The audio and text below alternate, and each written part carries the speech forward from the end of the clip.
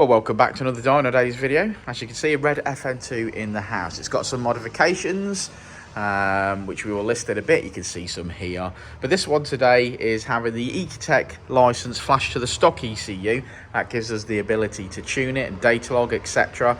So we'll do an initial power run, see where we're at, and then we'll start tuning. And fingers crossed, this little gem will be a lot quicker when we finished.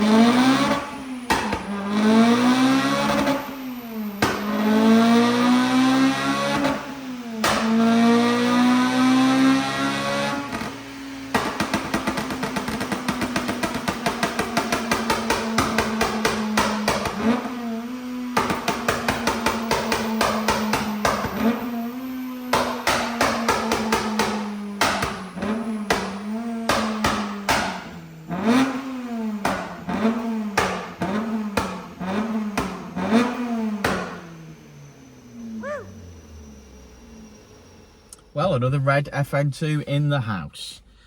This one's quite modified, but as you were saying earlier, it's only on a 2¼ inch exhaust.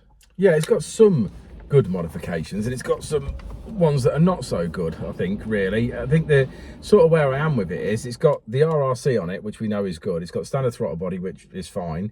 It's got HKS induction kit, which is not necessarily the best.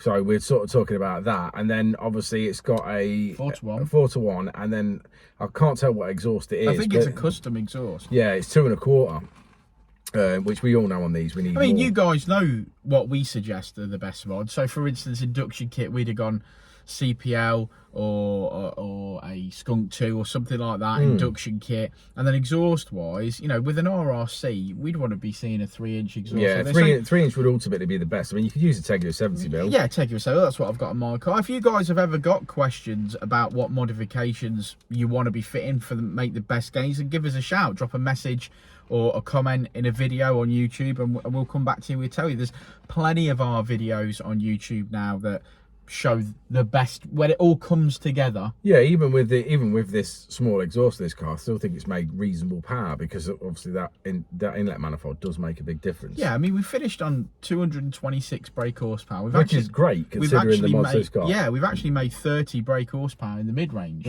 So yeah, I mean, it's going to have transformed this car. It's going to drive lots better.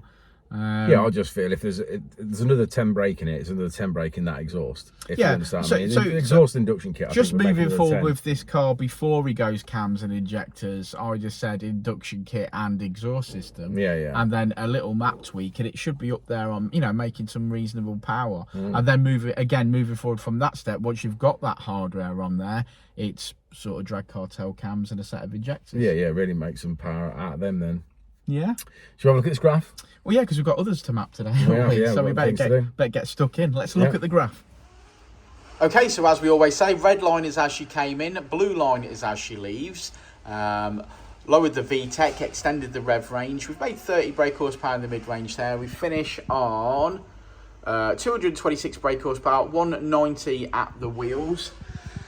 We're going to quote this customer on a liquid wrap. He's shown interest, so we're going to quote him on that and quote him on I think we'll be quoting him on exhaust, to be quite frank, so we'll go and do that. But thanks for sticking around to the end of the video, guys. Like and subscribe and all that jazz. And we'll see you on the next one, won't we, Rich? Indeed. We will indeed. Code word RRC. Life moves pretty fast.